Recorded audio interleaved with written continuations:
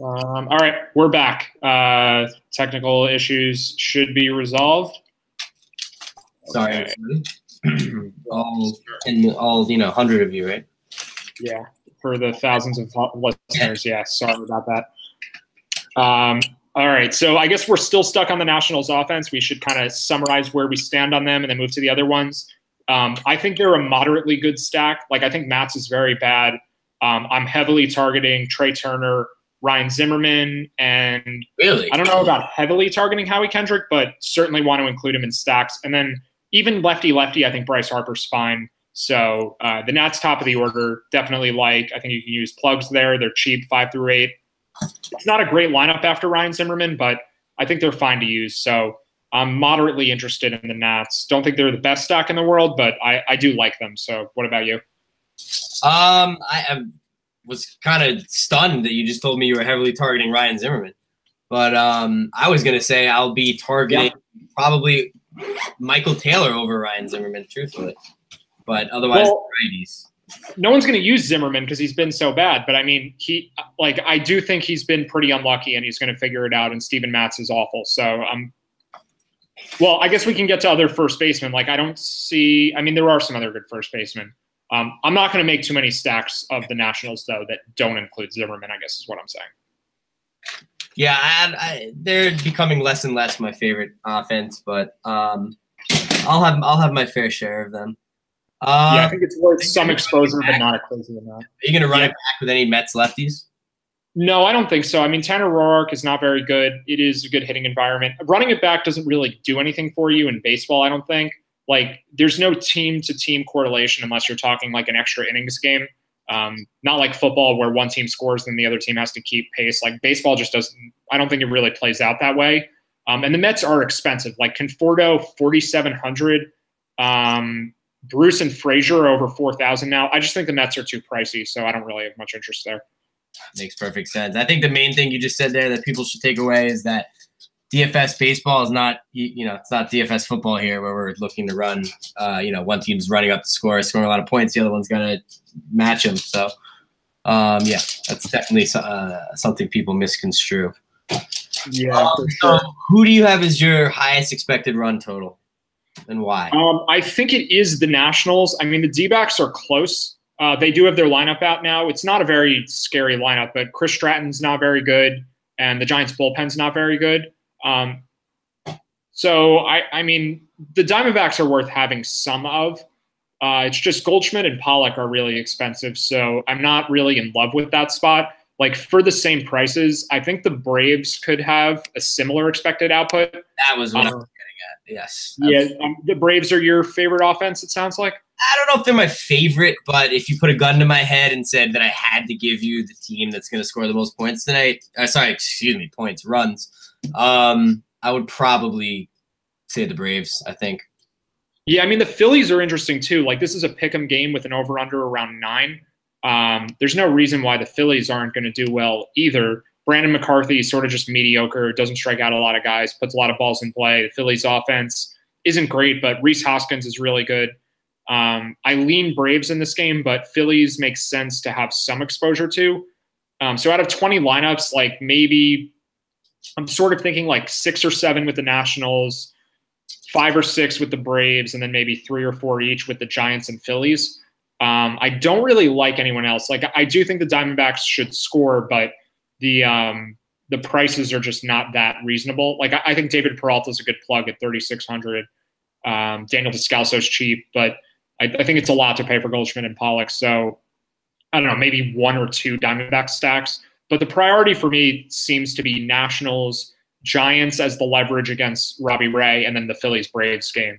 I have no interest in either side of the Mariners-Astros game, no interest in either side of the Padres-Dodgers game. We can get to the Angels in a second, but what do you think of the Phillies compared to, like, the Giants and the Diamondbacks? Yeah, I was going to just ask you about LA and Boston next, so that's perfect. I think you said it perfectly. The Phillies I'm probably more on the Atlanta side of this game. I think, at least in terms of people like Ender and Ciarte, I think he's too cheap. He's a better player than what his numbers entail right now.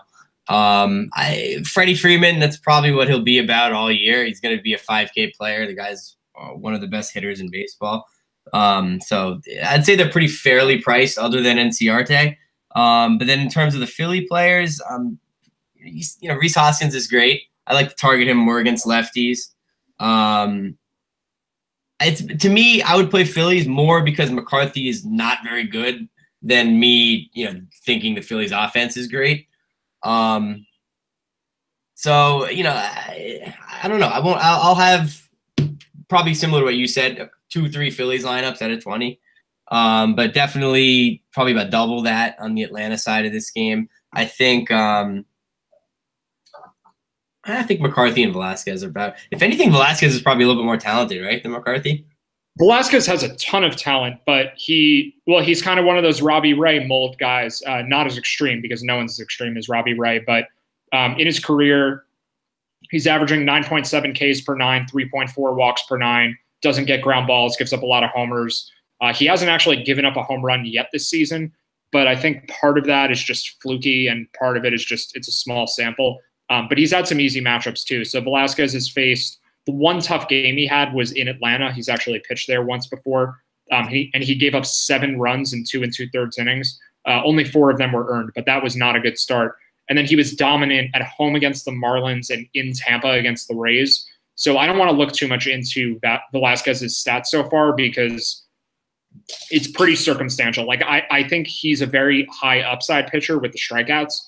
He's going to always be able to get strikeouts, but there's a lot of downside for him too. So it's kind of a boomer bust situation there also.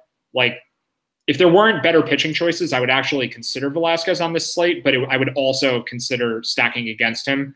And overall, I do prefer the Braves offense to Vince Velasquez. So yeah, I think the Braves offense, that might be the best bet for the most runs tonight. Like I think they're going to be fairly chalky, but it should also be pretty spread around ownership tonight too. Definitely, I agree with that. I think there's a couple chalky options that'll spread out the chalkiness and the ownership. But in terms of Phillies, I do like Odubel and Nick Williams too.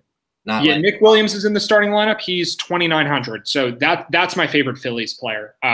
Odubel's a decent hitter. He steals bases, but 4,000, like I think we can do a little better than that. What's up? A little pricey, I agree with you, but I don't know. I like targeting him against righties. Not so great righties. Yeah, you mentioned Enciarte. He's 3,300. Like, I strongly prefer Enciarte to Odubel Herrera. We agree there.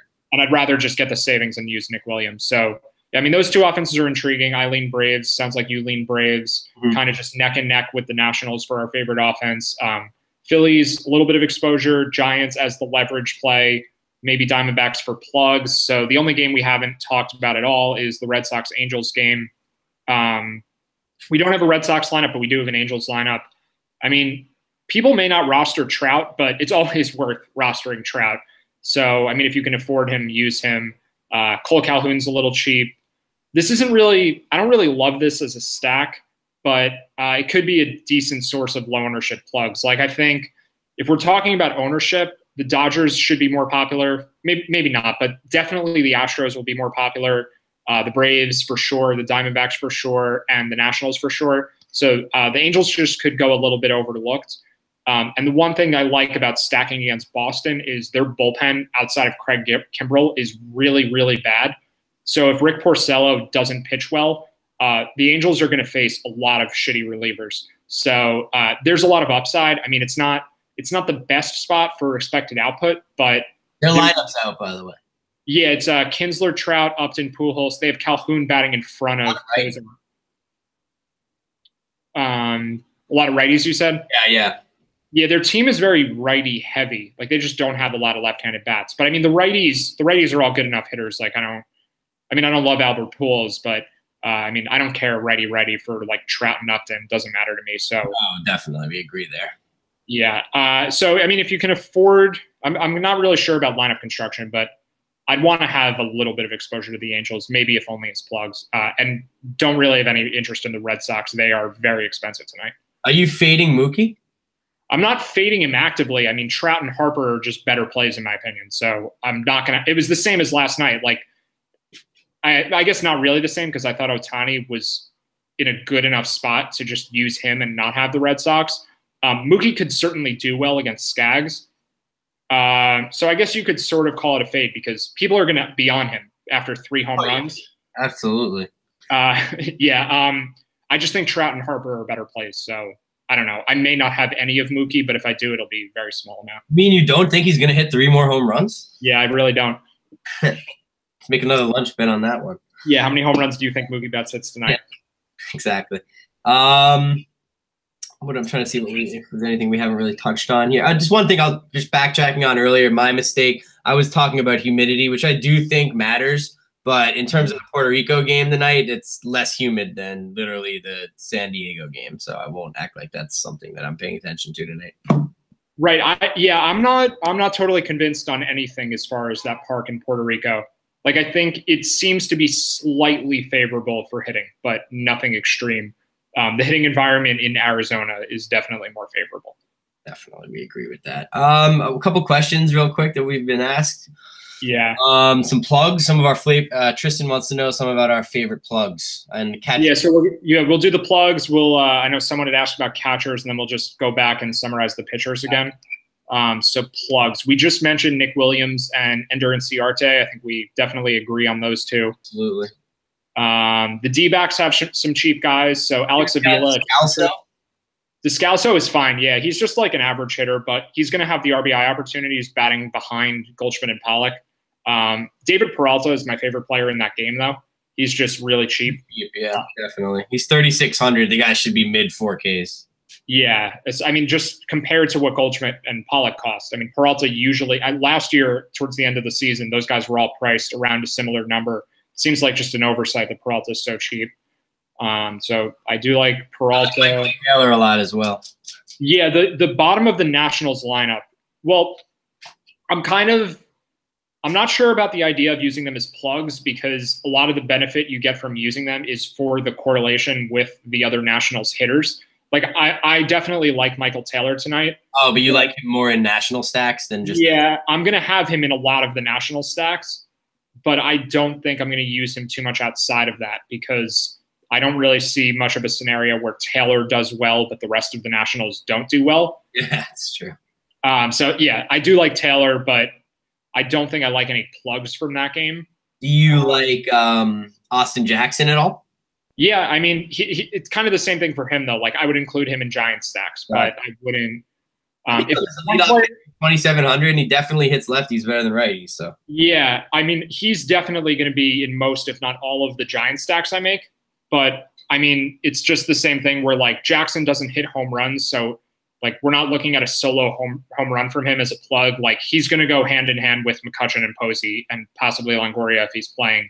Like there's definitely correlation. Well, I guess the way I look at it is if we're looking at an independent cheap plug, I'm usually looking for someone who has more home run upside than their price indicates, or they're just so cheap and in such a good matchup that they're worth using a lot of. So the guy that would fit that mold from the Giants is someone like Nick Hundley, who has home run upside against lefties. Like I'd be okay using Hundley by himself. But less so Austin Jackson. We'll have to see if Hundley's starting, though, because we don't know that he is. But, like, Preston Tucker is someone who could easily just hit a solo home run in a game where the Braves don't score that many runs. So, like, I'd prefer to use Tucker in that price range as a plug. Yeah, I didn't see how cheap he was. No, that's great. He's another one. Yeah, he was priced at this level or so, right below 3,000 at the beginning of the season. And then they had a Coors series where he got priced up into the 4,000s. But his price has slowly been falling back. Now it's cheap again, so... yeah, I like Tucker probably over. I think I have to say Atlanta's my favorite offense on the night. Yeah, I mean, it's a decent offense against a pitcher who's very homer prone, may not be very good. He probably is okay, but Atlanta also isn't that expensive. Like Freeman's price at 51. That's my main thing. Other than Freeman, I think they're too cheap. And Albies isn't that great of a real life player, but he is such a fantasy friendly game. Like he hits for power, he steals bases.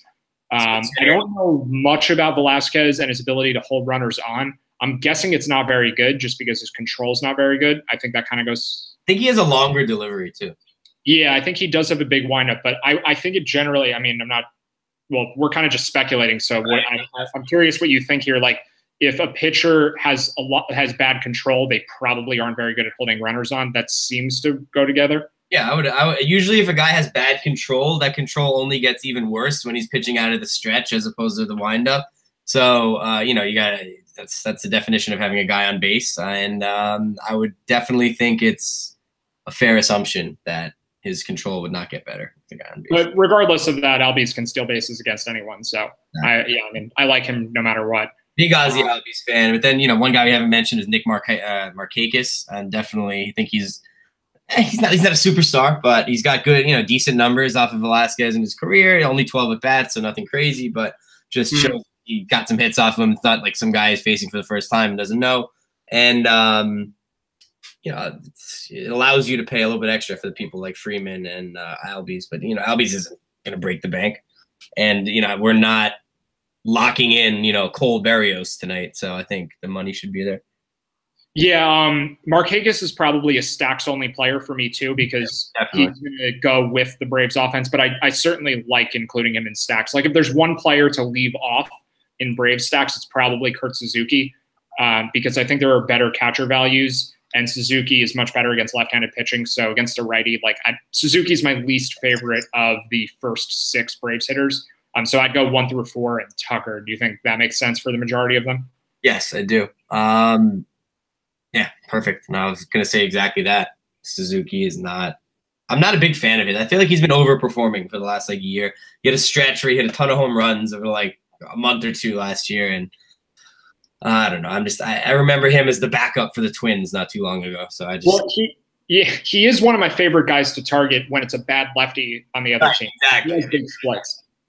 Yeah, I mean, he definitely crushes bad left-handed pitching or just all left-handed pitching. But yeah, against a righty, I agree. We can just kind of overlook him. I'd maybe have one lineup that includes him. Do you have any other plugs? That's it for me on plugs. In terms of catchers, it's not a very good day, but I think Alex Avila is fine. That's 2,800. Yeah, I agree. At all? I mean, is he a stack only guy for you or a plug? No. I like Posey a lot for this slate, but I guess all Giants are kind of stacks only just because of the nature of Robbie Ray. Yeah. If Nick Hundley starts, I like him more as a plug. Because, right? Shouldn't he start against lefties? He does sometimes and he doesn't other times. It's really hard to say. I could see Brandon Belt sitting in this game. That wouldn't be surprising. I don't know. But there really doesn't – I mean, Pedro Severino for stacks, sure. Jose Lobaton's min price. But, yeah, I think neither of us is really in love with any catcher play. Alex Avila probably is my favorite. Mm-hmm. I would agree. There's nothing today. It's horrible. I've never seen this much red on my screen. But, yeah, Alex, look, are you going to have any Suzuki in any of your Brave stacks? Yeah, I think if I make 5 or 6, he'll be in one of them. All right, so I'll have around that too. Mostly Avila, and a little bit of Posey. I don't really see anyone else to throw in. And Severino, of course, in stacks, but that's it.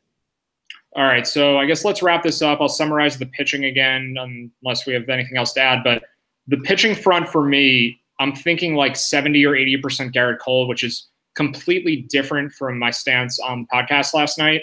And it's just the more I look at these other guys, I really don't like the matchups for them.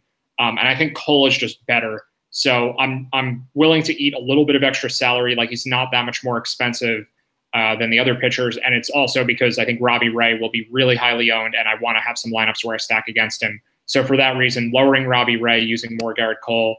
And I think the breakdown will be something like 70% Cole, maybe 80%, and then 40 to 50% each of Robbie Ray, Carlos Carrasco, and Kenta Maeda, not using Jose Barrios. That's still the same for you, or you were a little bit higher on Carrasco and a little lower on Robbie Ray? I think I'm a little bit higher on Maeda right now. I like the recency bias of people not wanting to use him too. I think he's going to be sandwiched. We just said this. He's sandwiched in between some names, especially Robbie. Look, he's $300 cheaper than Robbie Ray. It's human nature to overlook him. And I think Maeda Cole will be my highest owned combination tonight, but I do also like Carrasco a lot. I will go as far as to say that I almost may fade Ray entirely. I have yet to determine that, but he's far from, like you said, my opinion of him has changed drastically over the last hour and a half. So, yeah, I mean, I don't think it's a crazy strategy to fade him entirely. I don't want to fade him in every lineup. I mean, it depends how many lineups you're making. If you have 5 lineups, less than you, so that's why. But I do agree with what you're saying. If you're playing anywhere between 15 and 20 at least, then I would include him. If I had 3 lineups, I'd maybe include Ray in one. I'd probably have him in 1 out of 3. 2 lineups, I maybe wouldn't use him. So that's sort of where I stand on him. And it sounds like you're about the same actually there. All right, so that's probably I think it's going to wrap it up. Oh no, sorry, never mind. Forget that question. Should we just go for it? I mean, if you have anything else, that's a dumb question. We'll talk about it off air. But thank you guys, Matt. Good show, and let's wrap this up. Any more questions? Now's the time, guys. It's we're running out of time here. Yeah. Oh, just real quick. We've dragged on for long enough. We had this 2-part thing with the technical difficulties. We'll let it. Quick. Edward was asking about what do you think about D Rose on DK for 3,600. I know this is a base. Oh God. But do you have any quick opinions on that? Well, Rose is a better DFS player than real life player because he doesn't need to be good to score fantasy points. I think I'll just leave it at that. I don't really have a take otherwise. Edward, fade him.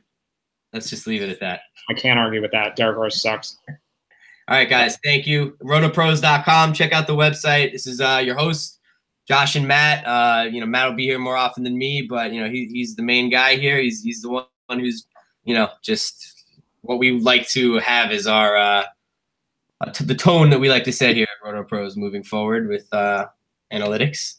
So let's get it tonight. Good luck, everybody, and we'll be back tomorrow afternoon, same time. Yep. All right. Thanks for watching.